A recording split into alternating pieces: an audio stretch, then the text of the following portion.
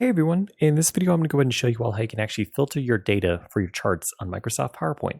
So the way that you do this is very similar to how you do it on Microsoft Excel. So all you have to do is come over to your chart and go ahead and left click your chart. And then once you do this, you're going to go ahead and you're going to be brought with these different options over here off to the right. So you're going to have options like chart elements.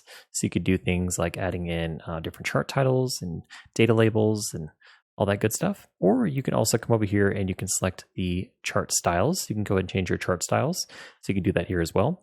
And you can also go ahead and select this funnel, which is what we're looking for. It's going to allow us to go ahead and filter through our data.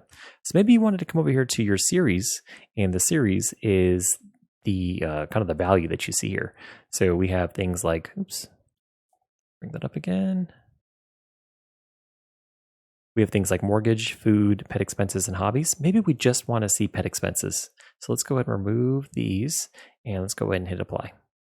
Okay, so after we do that, you can see it went ahead and gave us the view that we were looking for, where we just removed everything except for pet expenses, and we can now see clearly for these months what we paid for pet expenses.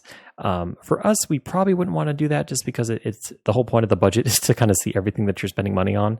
And then from there, at least for us, unless we had a whole bunch of categories, it'd be kind of hard to read. But for us, at a glance, it's very easy to see because we only have 4 different categories of expenses. It's easy to see, oh man, we're spending a lot of money on our mortgage, or we're spending a lot of money on our food, or maybe we could spend a little bit more on pet expenses. We're not spending that much on it.